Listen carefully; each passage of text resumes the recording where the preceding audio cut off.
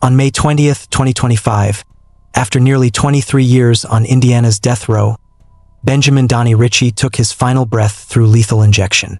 In this video, we'll break down what led him here, the choices he made, and the moments before his execution.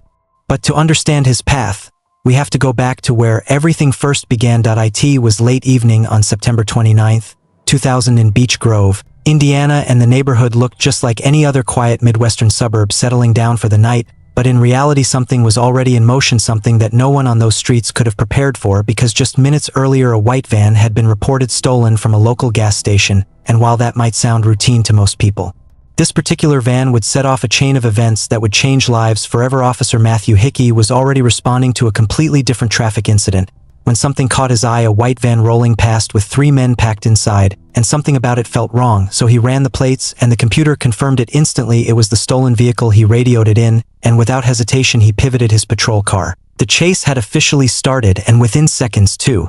More officers joined in. Robert Mercury and William Bill Toney. The stolen van sped through the streets, pushing past yards, mailboxes, intersections, and when it swerved off the road it slammed into a front lawn, skidding until it hit a small tree. The doors swung open and chaos erupted. Benjamin Ritchie and another man bolted into the night, sprinting hard through yards and driveways, while Officer Hickey managed to grab the first suspect, Michael Greer. Officer Bill Toney, the youngest on the scene and still early in his career, chased Benjamin through the shadows of backyards, jumping over fences, weaving between sheds, cutting across dark patches of grass. Benjamin kept looking back, panicked breath, loud boots slamming into the ground, and then he reached for something in his waistband. He turned, and in one split motion, he raised a 9mm Glock and fired 5 shots, snapped through the air at close range. Bill's vest caught some, but one bullet pierced just above the armor, ripping into his upper chest. His body lost strength fast. He got a single shot off in return before collapsing into the cold grass, his service weapon sliding from his hand, and in seconds the chase turned into tragedy. Officer William Bill Toney lay dying in someone's backyard one day before turning 32.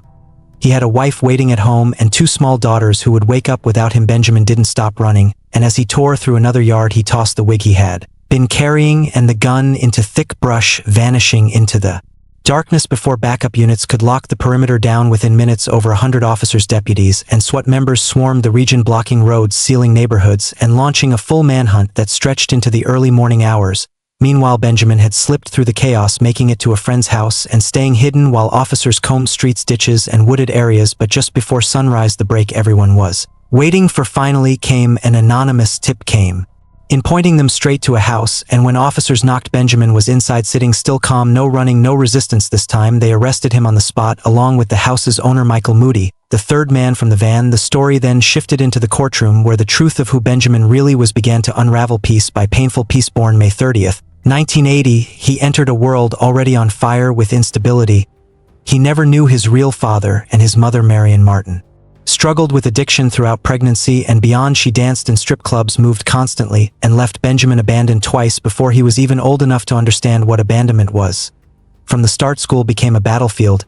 He couldn't focus, couldn't keep up, and by 10th grade he was out altogether. At age 10, he was placed in a psychiatric hospital where doctors diagnosed bipolar disorder and cognitive impairments. Rooted in the chaos, he had been raised in every sign pointed to a child who needed help, but the systems around him were never built to catch kids like him, and he fell through every crack. By 18, he had been arrested for burglary, imprisoned, and released into an adulthood that was more unstable than the childhood he had escaped from. He was on probation in 2000, drifting lost, and when the stolen van incident happened, it collided with everything unresolved in his life. Prosecutors moved fast, announcing they would pursue the death penalty, and Benjamin's own jailhouse interview only made the case louder. He insisted it was an accident, that the gun slipped from his hand, firing uncontrollably.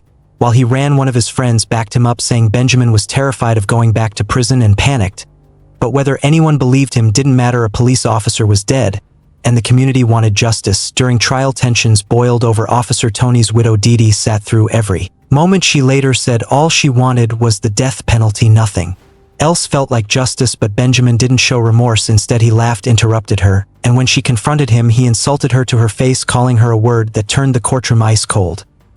His defense tried to save him, painting the picture of a boy destroyed long before manhood ever arrived, but the prosecution argued suffering doesn't justify murder, and many people grow up broken without killing anyone. Then came the tattoo on Benjamin's neck, the number 37, the exact unit number of Officer Tony prosecutors called it a trophy, a symbol of pride and cruelty, and the jury believed them. After just 3 hours, the verdict came back guilty on all counts and the death sentence was handed down.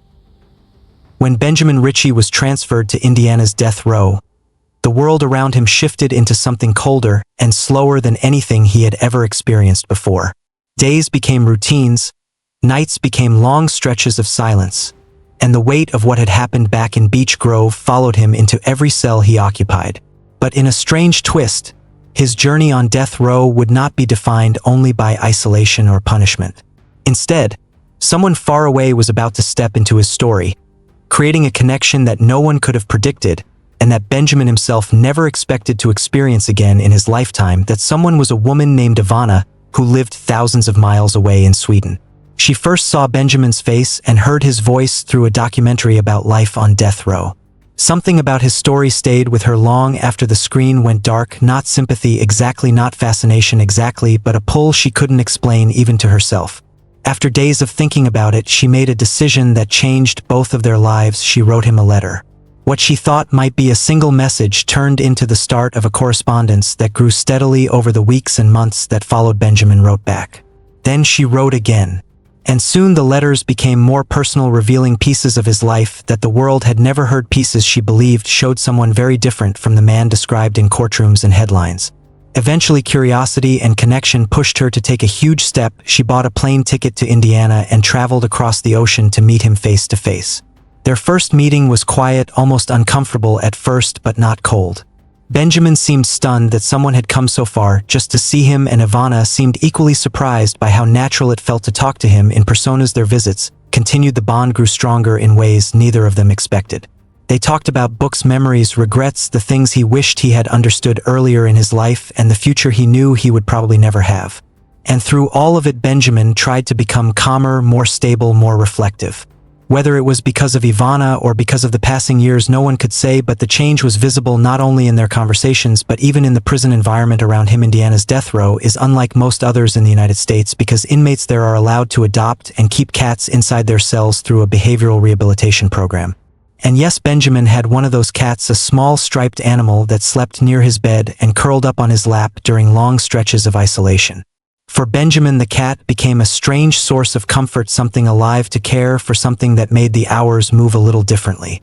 Guards later said he treated the cat gently, fed it, carefully kept its space clean, and the program noted improvements in his behavior that had not been present earlier in his sentence. While his personal life changed, his legal battle remained a constant uphill climb. For years, Benjamin filed appeal after appeal, arguing that his trial had been flawed, that he hadn't meant to fire the weapon, that his chaotic childhood had shaped a damaged adult mind. The courts rejected them all. Each denial was another reminder of the reality waiting for him. And finally, more than 2 decades after the night Officer Bill Tony was killed, Benjamin was given an execution date, May 20th, 2025. As that date came closer, Benjamin changed again. This time his letters to the parole board were apologetic, quiet, almost resigned. He said he regretted that night, that he was not the same man anymore, that age and time had forced him to see everything differently. Whether anyone believed him didn't matter much because the board returned a final decision: no clemency, no delays, nothing left to fight. With that, the countdown began its last stretch, and the weight of it could be felt in every letter he sent and every visit Ivana made. In the last weeks before his execution, Ivana flew to Indiana again for one final trip. There were no dramatic last promises between them, just long hours of talking, remembering, and holding on to minutes that felt shorter than ever. Death row officials approved her final visit, and when the time came, she walked out of the prison knowing it was the last time she would ever see him alive. One guard later said she looked like someone carrying 2 decades of weight in a single afternoon. Benjamin selected his final meal, a combination plate from Olive Garden, the tour of Italy, chicken parmesan lasagna and fettuccine alfredo, a choice that for a moment made him feel like a regular person ordering dinner instead of a man counting down to his last hours. When midnight passed, the formal procedures began. He was escorted to the execution chamber, strapped down and surrounded by protocol, the kind of sterile, precise environment designed to remove emotion from a moment that is nothing but emotional for everyone involved. He was 44 years old when the lethal injection was carried out, almost 23 years after the night that changed everything. For the family of Officer William Bill Tony, it was the justice they had waited for. For Ivana, it was a loss she never expected to feel. For Benjamin, it was the final consequence of a life shaped by chaos, trauma, fear, and a split-second decision that could never be undone.